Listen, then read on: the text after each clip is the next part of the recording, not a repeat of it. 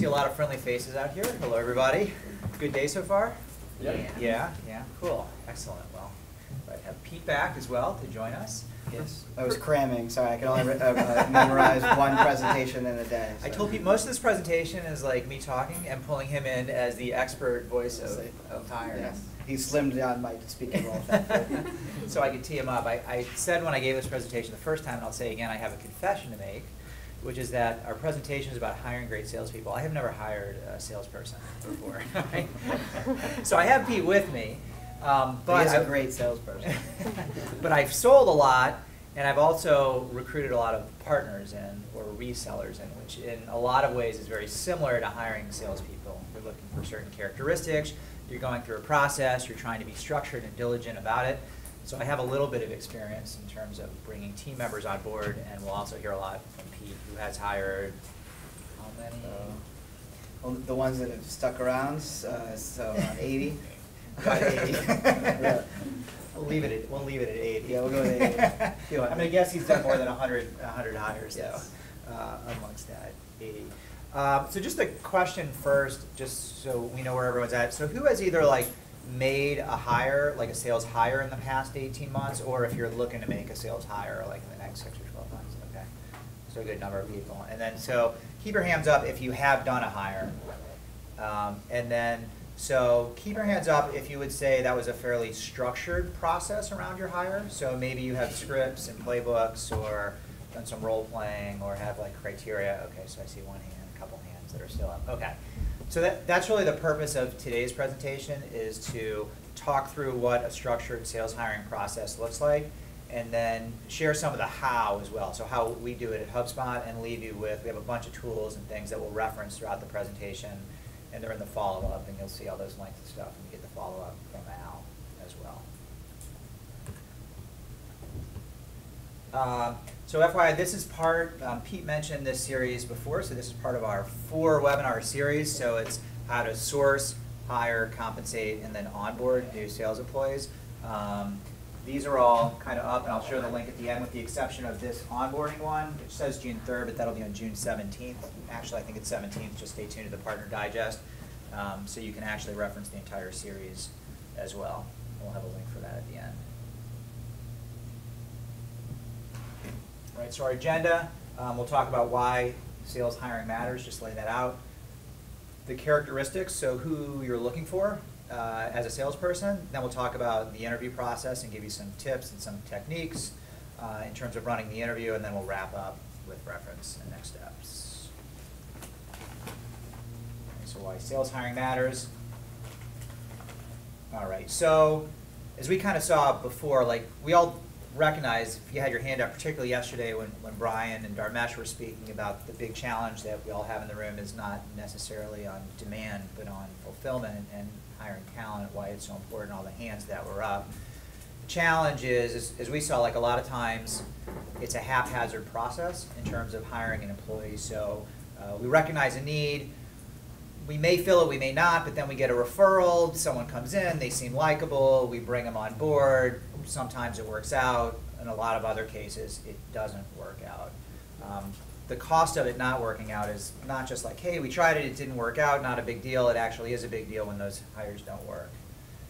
So there's a psychological impact, right? You're looking forward to a new hire, they're looking forward to it, trying to take the agency to the next level, but then if it doesn't work out, you're deflated from that.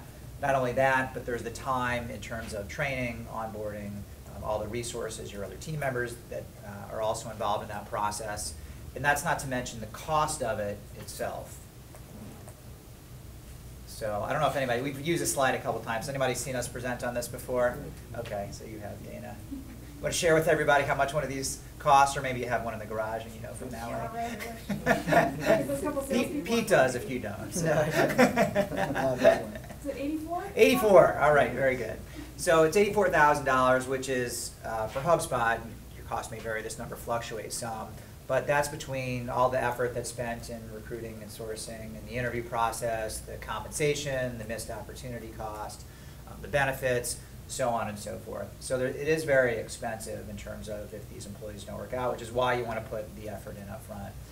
make sure they do. That's our cost. My guess is that for a small agency, the cost, because of the setback, is even higher.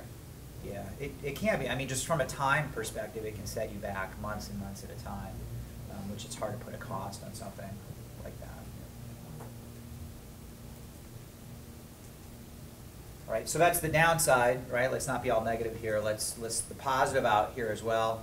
So if you guys were in Rick Kranz's webinar yesterday, taking this from his previous presentation that he gave, where he set out some targets for his salesperson. These are year 2 targets, so this is kind of fully ramped up. And this is illustrative. Your situation may differ, your targets may differ, so on and so forth. But to give you an example, so target are 8 retainers, $7K a month, so some nice healthy retainers.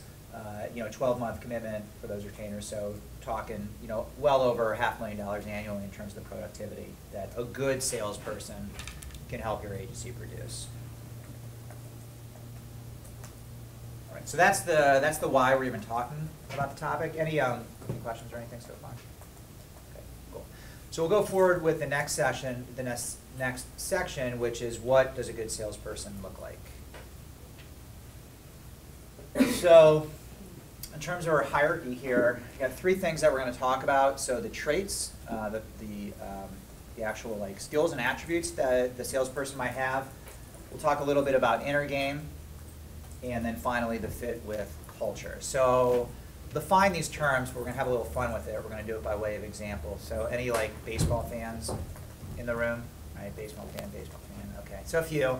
We love to talk about baseball up here in Boston. So success traits, let's start with that. I'll give you an example. So you baseball fans might recognize Dustin Pedroia, who's our first example, right? Great ball player, good in the field, good bat, good in the clubhouse.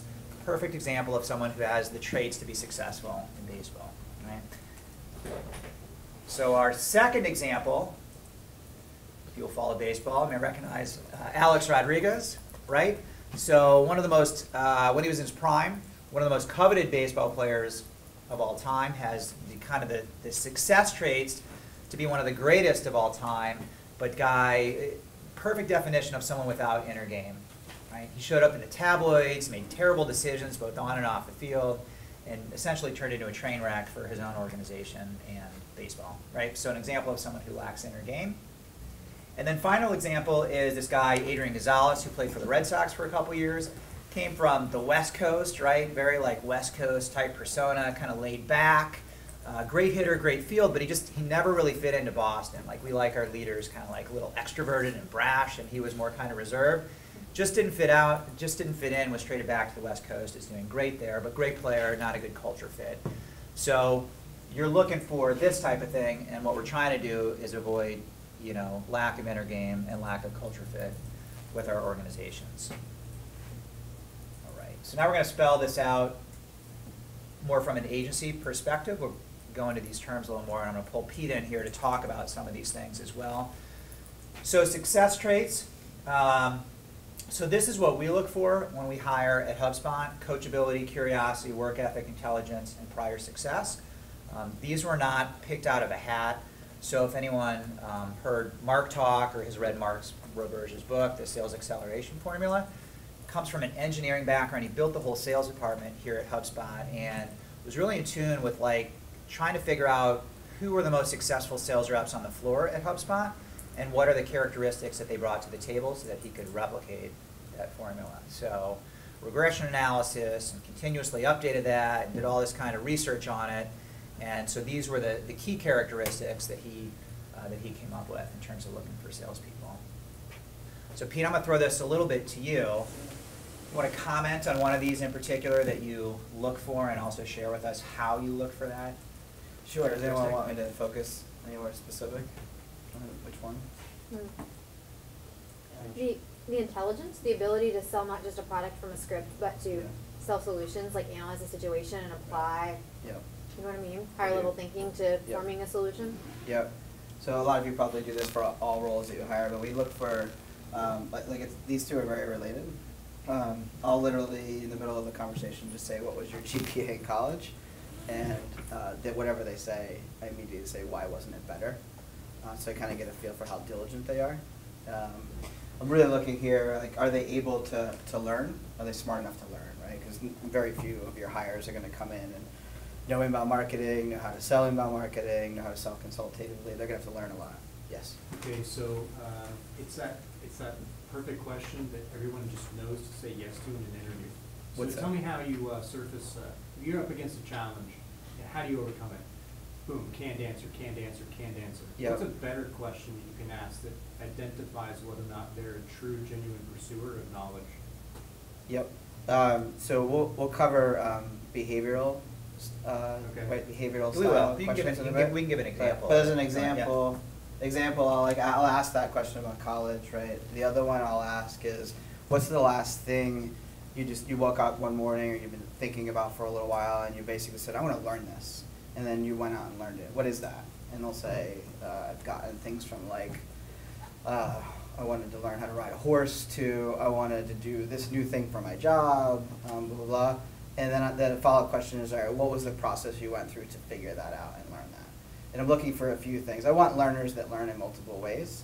So I want to know that they maybe read a book, right? They did some research online, they found a book, they found an author, they read a bunch of blog posts on something. I want to know that they were smart enough to go and search for some knowledge that they could consume on their own. The second thing I'm looking for is, did they seek out some kind of a mentor? So I might just ask, like, was anyone else involved in that process? Or sometimes I'll just ask, do you have a mentor in your career or your life that you go to when you want to do something? So, like, did they seek out somebody with that experience that knew how to ride a horse? And did they hire that person, or did they buddy up with that person and get lessons? Like, I have one guy that said golf, and he literally had two buddies that golf, so he basically said, you got to teach me golf this summer, and that was his process. The other one I'll look for is, like, what's the last thing you learned from a manager or a peer or something like that? And what I'm testing there is, like, do they go to other people in a similar situation or may have experience and specifically ask for that in a professional setting? And I'll often ask, I'll probe in, what's your relationship with your boss? What did your one-on-one sound like? Did the boss, and I'll say, what did your boss teach you that you didn't know you needed to learn? So it'll be the boss saying, hey, you suck at this, or hey, you're good at this, but you could be really better at this. And how did they handle that situation? A lot of people will look at that and say, screw you, boss. I'm cool the way I want. I don't want to learn anything new. Or they'll maybe want to learn something new from the boss, but they just don't learn that way. So I'm looking for people that learn in multiple ways, through self-learning, through books, through seeking out mentorship, through people telling them they could improve at something. Okay. Being That's open to great. that quick feedback. Thank you. Yeah. Yep. What's interesting about like Pete's questions there is, like I'm thinking is he's asking, damn, like those are hard questions, right? And you can't like make that up off the cuff because he's asking about actual situations that you've had in the past, as opposed to how would you handle X, Y, and Z, or how do you deal with challenges like those. You can BS all day, but when you're talking about specific things that you've done. Yeah. And I drill in, so like they say golf, and my buddy, I say, who's your buddy? Right? Like, you better say that right away. If he doesn't say it right away, then he's lying to me.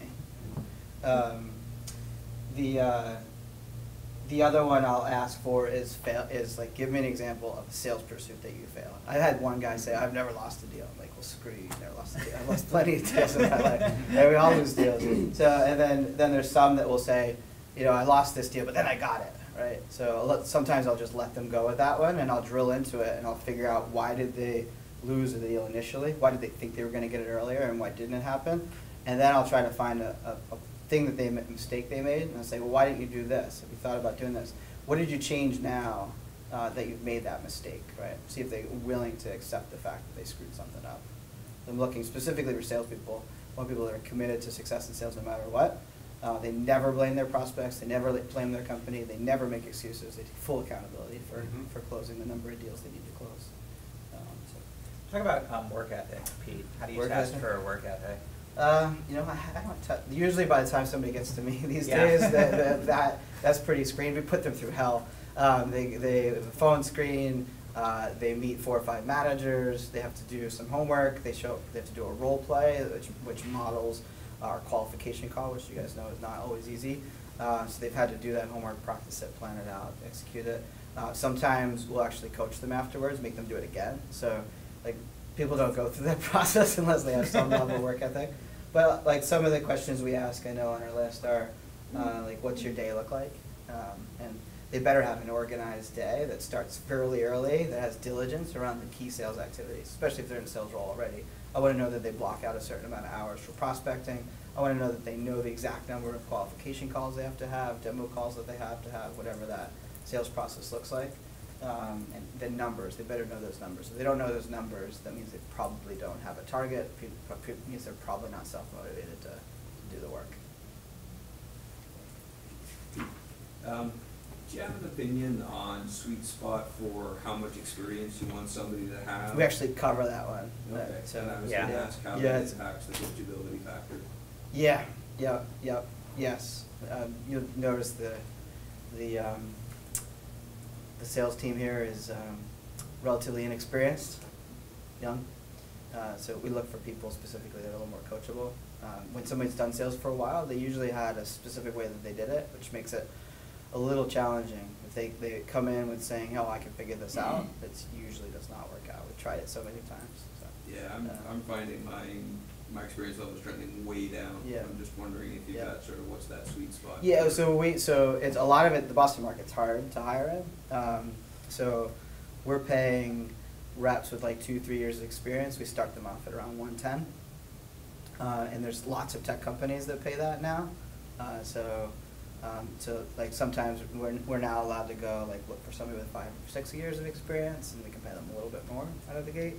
We also have a real clear career path where they can go from 110 to like 200 on target earnings over several years period. So that helps us a lot, finding the good talent and competing. Now let's go to the next element on the period here, which is inner game.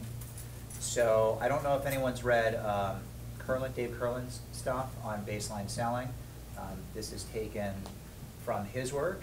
So here are the 5 key kind of mental issues or struggles potentially that a sales rep could have. So I'll just go through these briefly, and then we'll give examples of these as well. But money weakness means the rep is uncomfortable talking about money issues or money above a certain threshold. Non-supportive buy cycle means that the way the rep may buy could inhibit the way that they sell, so they're willing to accept behavior from their buyers because they buy in a certain way. Self-limiting belief, so this is truly mental baggage, like there are certain beliefs that inhibits their ability to sell, like sales is difficult. Need for approval, the rep, it's more important either through their beliefs or their actions that it's more important to be liked than it is to close the business. And then finally, controlling emotions, so there's difficulty and emotions can get the best of the rep, which can detract negatively from a sales process. So Pete is like, you dig into Yeah, these are weaknesses, the right? fun ones for me. I like pointing out people's weaknesses. It doesn't work with my personal relationships, but in business I get away with it. So yeah, this is interesting. I didn't interview with Pete when I was hired here. I interviewed with Halligan. Okay. He wasn't very negative on me. I don't know if he pressed necessarily for weaknesses, but he definitely challenged. I know that you challenged as well. Is there one on here or a couple on here? Well, I in like them particular? all. Anyone want me to dig in anywhere? Self-limiting beliefs. So that's like the one that everyone always says, and it's the hardest one. It's actually like a set. The way Curlin has it set up is it's a set of self-limiting beliefs. So it's literally like 30 things. So it could be something like, how many of your parents told you, like one time you're at a party and you asked your uncle, how much money do you make? Or you asked a family friend, how much money do you make? Or how much money was that? And your mom said, don't ask that question. How many of you can relate to that one? Right? So basically your mom was teaching you at a very young age that it's rude to ask about money. So it's a self-limiting belief that you respect what your mom said. Obviously she raised you. So like that's going to be a hard one to break if that's what your family, the way your family managed the money, right? If it was private, secret, so you have trouble talking about most of that thing. So for a rep, that's the experience. They need to know that they have that self-limiting belief. It's pretty easy to pick up once you listen to some calls with a salesperson. They wait till the very end to say, "Oh, do you have a budget for this?" And it's like really in a meek voice, right? They, like in our sale, we have to ask like, how much money are you making now? How much money do you want to make? How much do you think you'll make if you just keep doing what you're doing? How much are you spending on other things? How much are you losing right now? We have to ask a lot of financial questions to really put together the right plan for someone. So if a rep's unwilling to do that, they're not going to be very successful in our sales process. That's probably very true most of your clients, especially if you're selling to the mid-market where you're talking to the CEO or the VP of sales, VP of marketing. Any others? How do you ask them about controlling emotions? Oh, that's where I play head games. I just want to hear some of the questions you ask. So the easiest, it's less about the questions and actually make very direct statements about what I think their weaknesses are. So I'll say something like, I really don't think you can cut it in this job. I'm very worried about this problem that you have. It doesn't seem like you actually have much closing experience. And so reps that get emotional, what they'll do is they'll say, of course I have closing experience. Let me tell you all about my closing experience. And they go on for like 5 minutes telling me how they just closed 6 deals that were awesome. They did an amazing job. That's getting emotional, right? The ones that don't get emotional are the ones like, really, Pete? I thought I had closing experience. Why do you think I don't have closing experience, right? And they take a very, oh, okay, you're entitled to your opinion, of course. You're going to be my boss. I better figure out what I can learn from you. And so, It's also coachability. Like you're yeah, also hearing yeah, coachability. yeah. Are they willing to acknowledge that they don't know something? Yep. And so that situation shows up in a sales process, right? So if you're talking to a prospect and the prospect says something that's very unexpected, like you thought you're moving along and you're like, I got this one in the bag, I think they're going to buy my big product, the biggest service level, they're totally digging me. And then all of a sudden they're like, something came up and I really got to shift my focus over here and I really don't, I don't think I can do anything for another year. I was like, why don't you touch base with me in 9 months? That rep's going to get really emotional, like, shit. They're going to be in their head, they're going to be thinking, I screwed this up, why did I screw up? What did I do wrong? Blah, blah, blah. And instead, what that rep should do is like, oh, well, that's surprising. I didn't expect that. It seemed like we were moving along right away. What happened? Right? And they're going to ask that open-ended question to get that person to open up. To learn more about the client. Yeah, exactly. Right. So we teach a objection handling technique called LAIR, listen, acknowledge, empathize, respond. Most people skip to respond, and they'll say, "What? You told me the other day that you were going to move forward. We talked about this and this and this. And you agreed on it. Blah blah blah blah blah blah blah." And then the prospect now feels attacked, and meanwhile they got this other problem that's going to derail them for a year, and then they get defensive, right? And then it just dies. Yeah, that's great. Pete, which of these would you say are like non-starters for a candidate versus which ones are, can you work with a candidate? I think you have to be honest with yourself on whether you can actually coach someone or not. We spend a decent amount of time coaching our managers so that they can coach to this stuff, but we're still not great at it. So it's less about like one, and it's more about the number of them and the severity. Like if somebody, like I had people argue with me about the fact that, and so I'll stick with the ones we already talked about, but argue with me about the fact that they shouldn't talk about money early in the sales process. And so that's they have a really severe case of non-supportive buy cycle or maybe a money weakness. And in that scenario, like I'm just never going to be able to change that behavior. Because what I want to do is take the behavior they have now, get them to acknowledge it, and then teach them a new behavior that will replace that one that will actually get positive outcomes. So if I assess that I can't teach them on and it's because they're really severe, then I would pass. The other thing that I'd pass on is like if it's just a lot. For me, like when I was managing directly and I was building my team, I got really picky as I got a more seasoned team because I wanted to bring in people that were going to do 2x or 3x productivity. And the best managers do that. They're picky as they can be, and they look for the rock stars. They're not going to have to deal with a lot of these problems. So it's a balancing act. There's never a perfect candidate. Well, I should say it's rarely a perfect candidate. So it's a matter of degrees. When you're doing this interviewing process, I mean, how long is it taking you to kind of work through that? I mean, I know you take them through a lot of steps, but Yeah, we'll go Okay. through that Okay, actually. you're gonna do that. Yeah, we'll go Okay, through the that's interviewing fine. process. When we don't get through it, then we'll Yeah. bring up the question again. All right. So culture fit. We're not going to talk as much about culture fit here because I think culture is a little more unique. But these are some of the things that HubSpot looks for in terms of our sales hires. I heard Patrick Biddiscombe yesterday from Newbreed talking about his interview process. both in-office settings, over the phone settings, taking people out to dinner. You want to be looking for culture fit throughout the process as well. Important to keep in mind. What was GSD other than turkey chop? Get stuff done. Get stuff done. Except for the, What's that? except for the 4-letter word. Yes.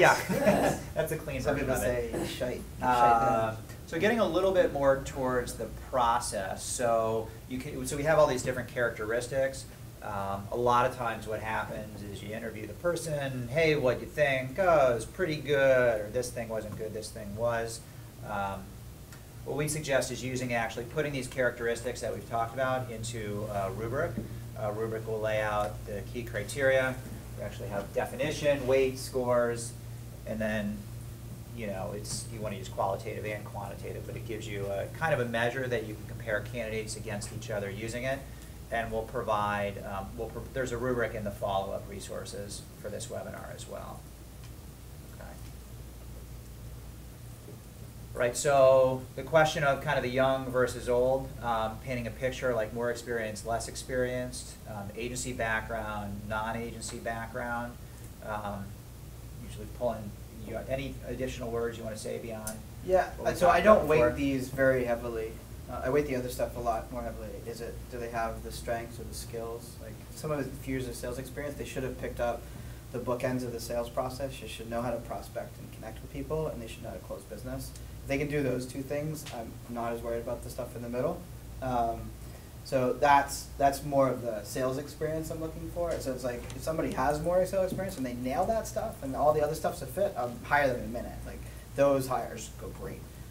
It's rare that we can find talent that's really experienced in our price range with a lot of sales experience. So so that's important, but not really heavy. I think I would be careful here for you. Somebody that's an agency new business person, they typically were probably in a bigger agency if they weren't an owner of their own agency before. In those big agencies, the way they sell is very different than the way that most of you sell, at least the way we teach you to, or try to teach you to sell. They're very much about relationships, and they're very much about pitching their creative. So if you were to hire somebody that's what they do, where they go in and pitch stuff, then you're probably not going to be able to get them to follow the sales process that we recommend.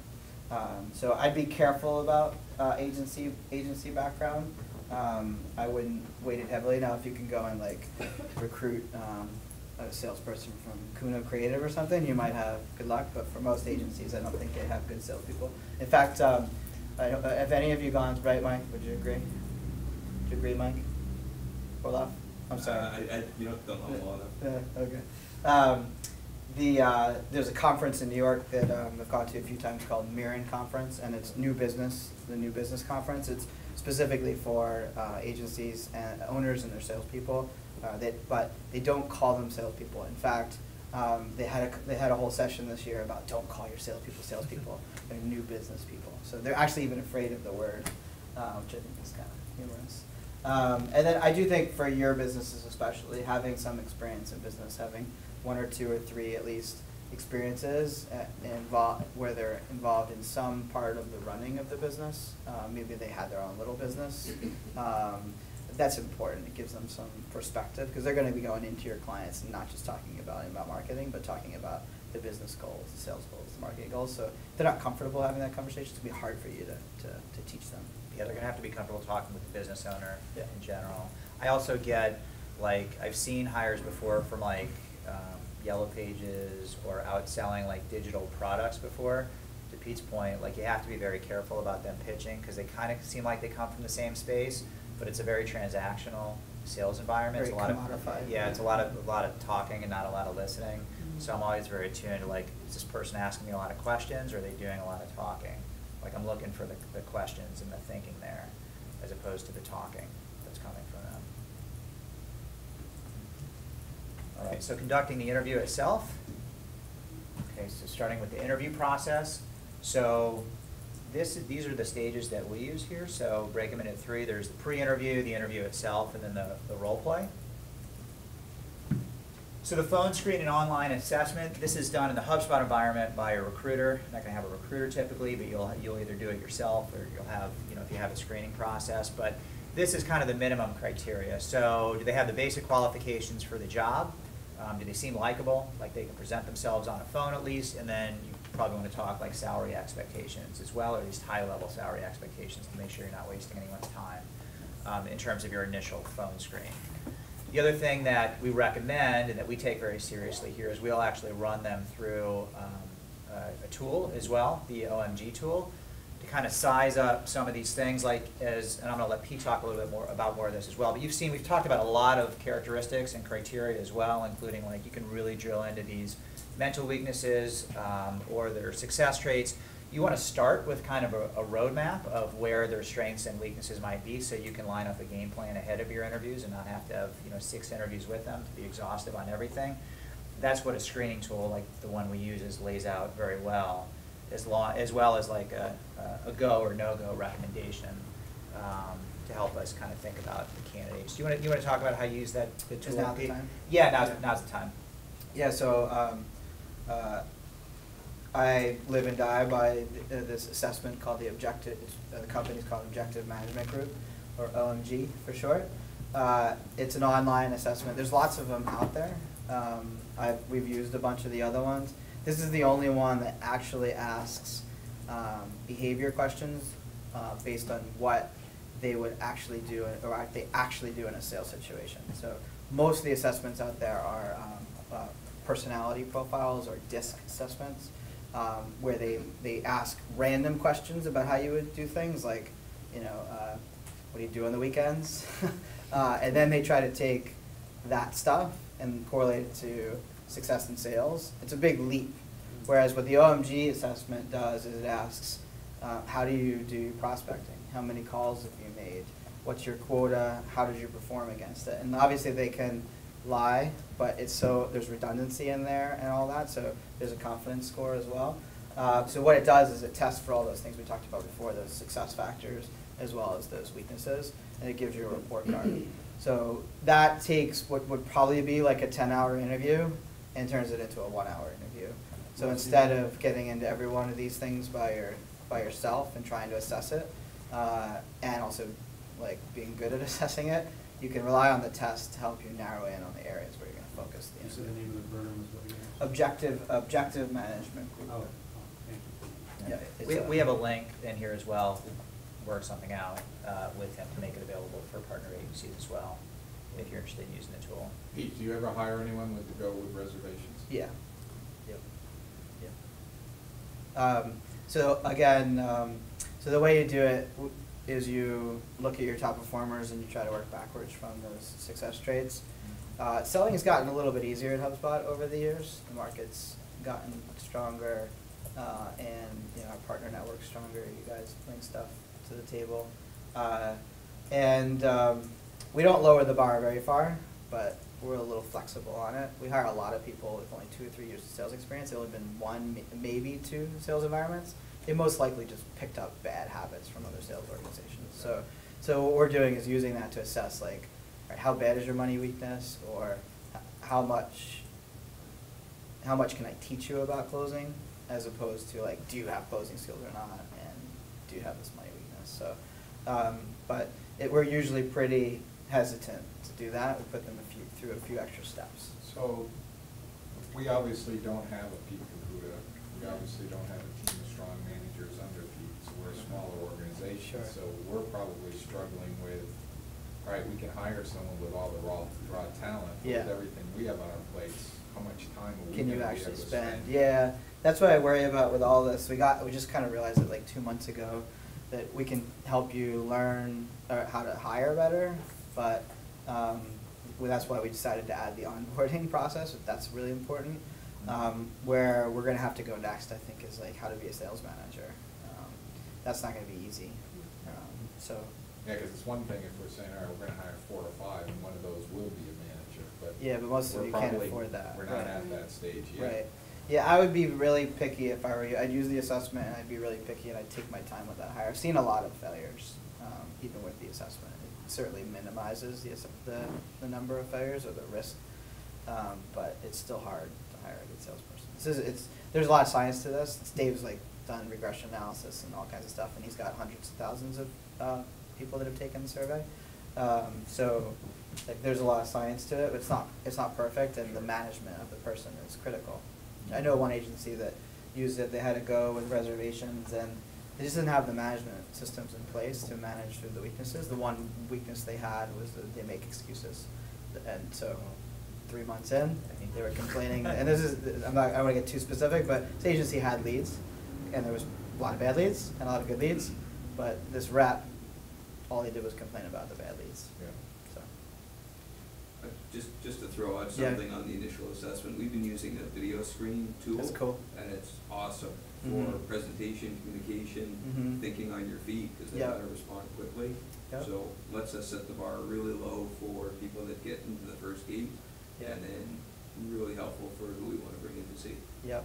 Yeah, so for our reps that are more on corporate sale, they sell to bigger companies, we also have them do a presentation. So they come in, they meet people, and then they kind of, here's what my plan would be for the first 90 days. We want them to see their presentation skills as much as their qualification skills. So that's it's valuable stuff. Cool. All right, so moving through the process, so next is the in-person interview. This is where you do the deep dive into the different characteristics and use the rubric as well. And then finally, we do a role play with a candidate to see how they think on their feet, handle objections, handle stress.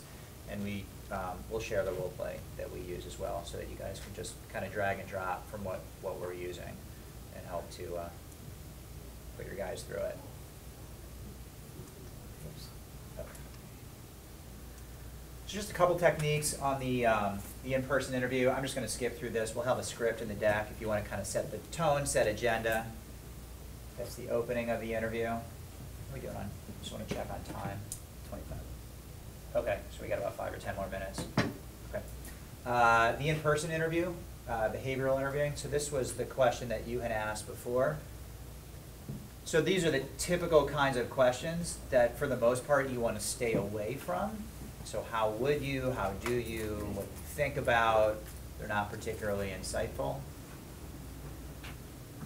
Okay, behavioral interviewing is the process that you want to steer more towards. So the framework that you can use for behavioral interviewing, you heard Pete kind of do it and go into it, but is SAR. So what was the situation? You know, tell me about a time when you had to learn something new. What action did you take? And then what were the results from doing that? It gives you a quick, kind of easy framework to take them through, and you can do that iteratively. I mean, you can just kind of go deeper and deeper. How did that work out? Then what did you do? What happened? Then what did you do? What happened? Did that create other problems? And work through a framework like that.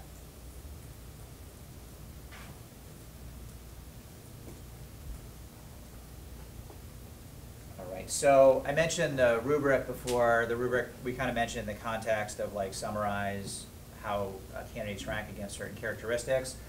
In the rubric, we also have a separate worksheet for like each stage in the interview process. So there's some specific questions that we use. So here's an example, provide an example when you've had to exhibit discipline over an extended period of time, then you can rank their answer and provide some notes. And we'll share this with you as well. You may want to tailor it a little bit for what you're looking for, but it's a pretty good start.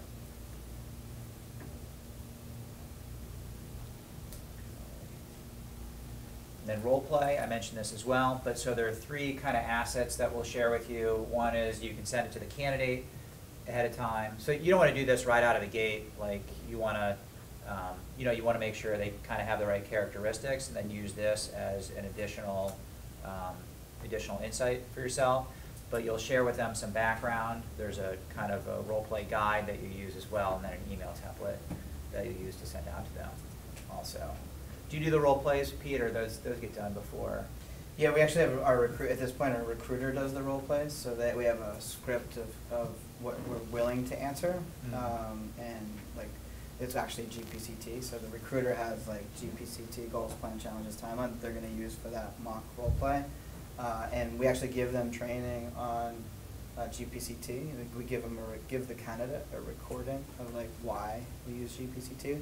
And then we expect them to kind of follow that format and see if they can actually uncover that information. And we're mostly looking for, do they go a level or 2 deeper? Like, if we answer, yeah, we're looking to generate leads for our business, the next follow-up question should be like, well, how many leads? Why that many leads? What's a good lead look like, right? It shouldn't just be, okay, now I got the goal, I'm gonna move to the plan, how are you gonna do it, right? So we want to see them, that they can have a conversation. We want to see that they can synthesize the information they discover, repeat it back to the prospect, get some level of commitment to the next step or to potentially buying from us if everything lines up right. So. What I think is interesting, a little bit counterintuitive, is like you're telling the candidate what you like, how to win the role play, right? Yeah. like Yeah. Here's how you do it. You know, GPCT. If maybe they ask you what are you looking for, it's fine to share it with them. So you're testing their performance, but you're also testing their coachability here. So it's not like you're just trying to crack the code and find out which person does it perfectly, but can they take instruction? Can they synthesize? Can they change their behavior? And can, at the end of the day, can they do well on something like this? Okay. I think we've had cases too where we'll coach candidates, like they don't do great on the role play. Yes. Right? And then we'll coach them and say, this wasn't so great, and can we give it another shot, right? We'll do Yes. we'll do it for them again. Yeah. No, we do that. It's those candidates that we were talking about that are kind of like go with reservations. So we're going to do an extra layer of just figuring out, can we actually teach them? Can we break some of their bad habits? And so this is the way to do that. Mark talks about, Roberge talks about it in his book actually as well. He does like a role play right in the meeting to see if they can handle it, live feedback and improve right away. I think this is good for giving them some time to kind of digest it, plan their thing out. Like if they show up in the meeting with no plan, no agenda setting, nothing, then we know they're probably not going to be able to hand hack it here. Just a question, how long does the process take from when you're looking for the salesperson to actually signing a contract with them? We can do this fast. We have a team, so we actually will have 5 recruiters soon, but we have 3 now. And then all of the managers are involved.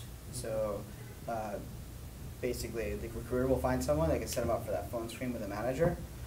So that can happen like that day. That's because everybody's involved, all the managers. And then if that's good, we can book, and they're available, we can book them for a day in the office where they meet 4 or 5 managers.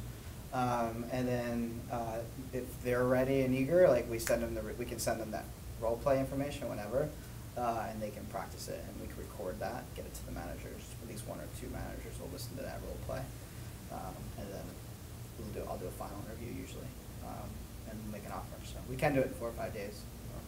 It usually takes 2 or 3 weeks. And we've actually gotten a lot better about recruiting passive candidates over the last year.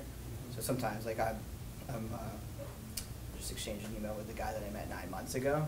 The company that he was working for went under, so it's like a perfect opportunity for us to jump in. I think from an agency situation it'd be a little different, Sure. right? Because Yeah. part of it is like we know we need just good salespeople, period, right? You may be looking We're for always 1 or 2 slots, so you may want to be interviewing a couple people at a time, so you can do some comparison and analysis. Yeah, what Ryan Malone does is really good.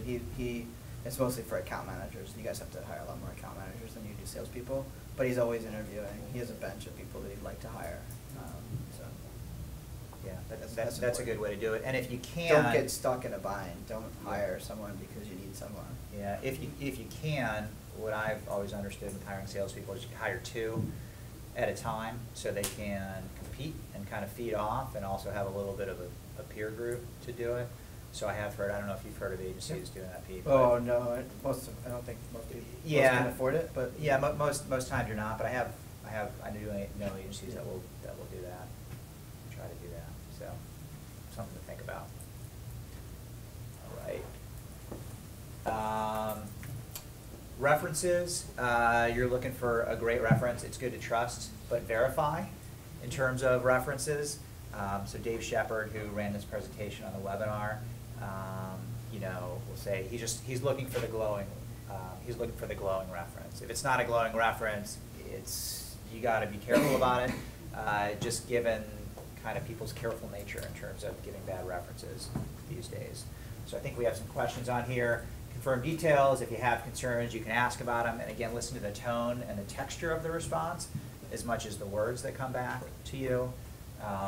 Is the reference glowing, and would you hire this candidate? You're looking for like a pause there. Someone thinking about how to answer the question tactfully versus someone saying, absolutely, I would hire this person in a heartbeat, again, if I could.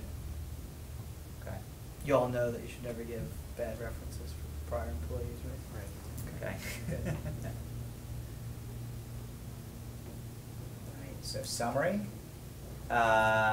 So we talked about the importance of sales hiring, both the cost of a bad employee and the upside of a good employee. We talked about the characteristics of a great salesperson, both the traits, the inner game, and then the culture fit that you want to be looking for. We talked about conducting the interview itself in terms of a screen, the interview, and the role play, and some of the different tools that you can use within. And then here we talked about role plays and reference checking as well. So follow-up resources. Actually, the best place to go for the follow-up resources, so here's where the whole series is, bit.ly/HubSpot sales hiring. Okay, the best, Al's probably going to send out this deck. I don't know if he's going to send out all the follow-up resources, but if you go, if you haven't already, this second webinar right here, and you register, it's on demand at this point, you'll get to the thank you page, which has all of the resources that I'm going to share with you. So if you just remember this bit.ly link right here. So references include the sales hiring rubric you can download and customize. We have a chapter of Mark's book from his publisher, and particularly the chapter are the characteristics that he looks for, so he talks about coachability, intelligence, and work ethic, and all of those things. We have the role play resources as well, so there's 3 different assets that I mentioned. We have Curlin's download on the modern science of salesperson. So this goes into those weaknesses a little bit more if you're interested in those. We have a link to the OMG assessment. This is where if you're interested in using that tool, we have a negotiator rate with them of $1,000 to use this tool, which is small in the big picture of making a bad hire. I think it's normally like $2,500 or so, but if you're interested, It's per hire, so. you Oh, can right. test 20 people, 30 people. yeah, it's per hire, Yeah. per hire, and you can use it for up to a year to make that hire. So there's some flexibility with the tool. Yeah, it is. You have a question? Save Yeah, so I save me a looked lot. at that Right. link, and this says it expired April 30th, is this still good? Oh, you went to the link for the curling stuff? It should still be good. Oh, you mean the Eventbrite thing that he has set up to No, accept the payments? submission form we did. Will you send me an email on, can you send me an email right now, dwinehouse@hubspot.com, and I'll get that updated. We originally thought there was gonna be more of demand, so David agreed to offering this rate for 90 Yeah. days, but he'll most likely give us an extension on that, so Okay. just Yeah. shoot us a note. And Yeah, let us know. Yeah. I was surprised that more people didn't take it up. I realize it's $1,000, which is money. But if you're serious about hiring, there's very few things that I would put a stake in the ground and say that I will not do something without something. Like, So this is one thing Is that I that would already never hire a fully salesperson. baked, or is it tailored to what a specific need may be? He set it up for the agency world. He's done a Okay. few hires like that. We did some input on it, Alright. so it's So looking, it's it's a already threshold created. kind of, Okay. that we set up for you. So you don't have to worry about it. But it's, it's things like, can they work independently? What kind of size deals? Like, he configures it based on that. Yeah. So we've done that pre-configuration. I'm sorry, just to understand one thing. It's up for one hire, but, so you had said that you use this very early in the process? We do, yeah. So is it $1,000 for every person that you're using, is that right? Or- No, for the hire. So like, let's say you plan to hire 2 salespeople, it would be Yeah. $2,000. Okay. And you could interview 10 people, 20 people, 100 people, and it would still be $2,000. Understood. Thank you. Or, I'm sorry, you could assess that number of people, yeah. So unlimited assessments, pay per hire. Per position. It's a little bit of an honor system. Yeah, right. It has to be. Right. So you're hiring one. One of the things that we're going to be doing, I don't think it made it into this deck at the time we presented it, but we want to drive candidates as we go forward toward the inbound.org sales hiring section. It's free to list your job openings there for HubSpot customers. So I'd also encourage you to post your job listings. at Yeah, HubSpot.com. whether you're hiring like now or a year from now, I encourage you to put a posting up there that says you're hiring a salesperson. So what we're gonna try to do is we're already doing pieces Yeah. of this, we're gonna do more of this, where we create content specifically about selling at an agency, and we're gonna direct candidates to those listings. So the more listings that are up there from you, I think the more attractive that will be for the candidate.